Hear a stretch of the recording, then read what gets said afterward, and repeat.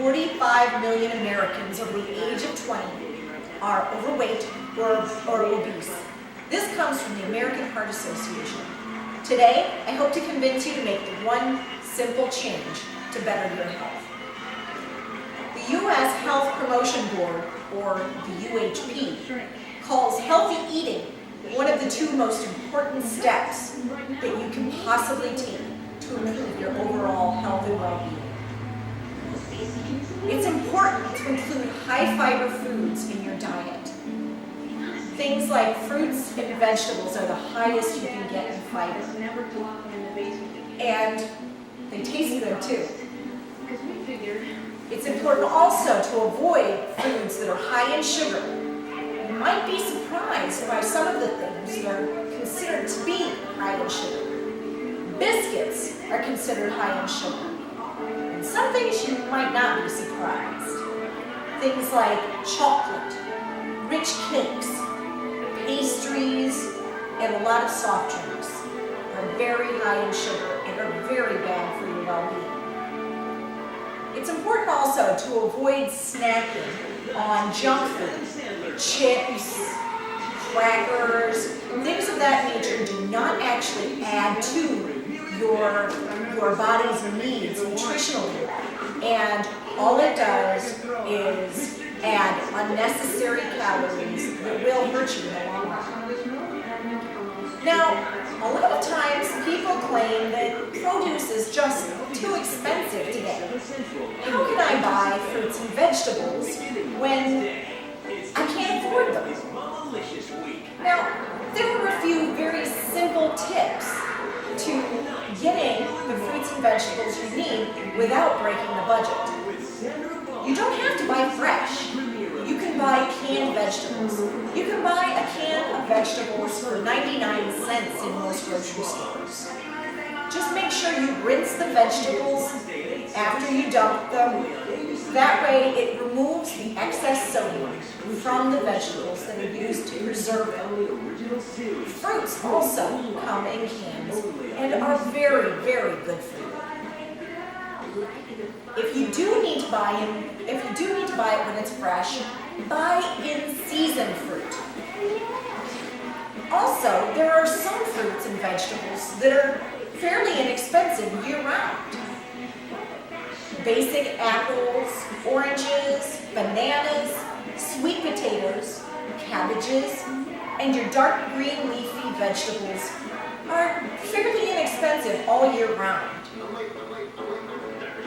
Another step that you can use to cut down your grocery bill is to replace what you already consume. Use whole grain breads instead of white breads. A lot of grocery stores will have a day-old section that you can go to get breads that are, made just a few days ago, and they're still very good. They're just discounted. Instead of chips for snacking, it's a good idea to eat something like carrots or an apple. It costs less to buy an apple than a bag of chips. When you use pasta, buy the whole grain pasta.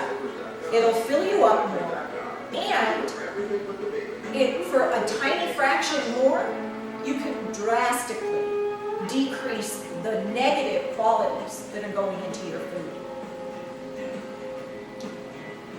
If you change your milk and dairy products like sour cream, cottage cheese, to low fat, you're paying the same amount, yet you're making a very big step towards your general health.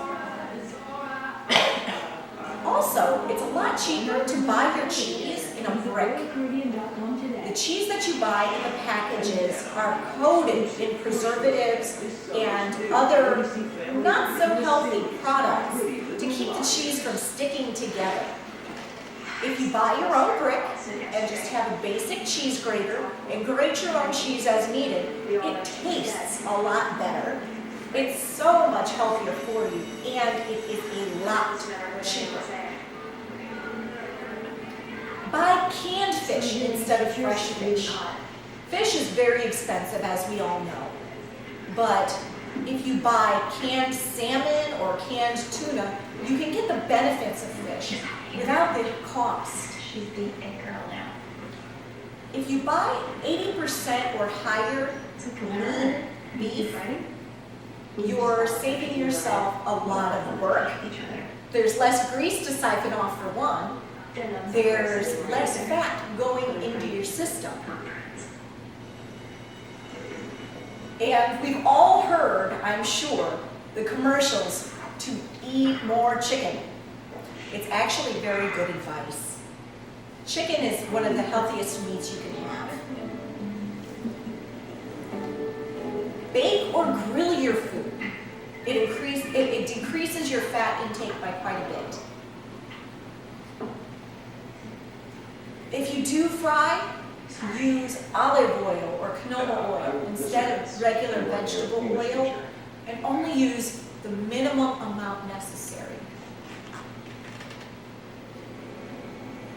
And the most important step that you can take to lower your grocery bill and increase the quality and benefit of the food that you bring home, plan ahead and never shop when you're hungry. If you make a meal plan before you even make your shopping list, you can make your shopping list based upon what you need for your week. Make sure that you choose healthy meals ahead of time. Be very specific in your shopping list. Put only what you know you're going to need. Avoid the trouble aisles if possible. Try and skip the aisles that have the snack foods, the baked pastries, the bags of potato chips, things of that nature. Pass them by completely if you can. When you buy meat, it's a really good idea to decrease your grocery bill, to buy in bulk, portion it off, and freeze it for later use. A lot of meats are a lot cheaper if you buy them in the family packages, even if you're only cooking for 1 or 2 people. Also, it helps to prepare your meals ahead of time. If you're making a casserole, make extra. Make double the recipe. Then freeze the extras. That way, if you're running late one day and you just don't have time to cook, you can just take it out of the freezer and throw it in the oven. That way, you're not spending unnecessary money stopping at a fast food restaurant or ordering pizza. Then you can only have pizza night when you plan on having pizza night. Well, I hope that I've given you a thing or two to think about today. And remember, if you don't have your health, you don't have anything.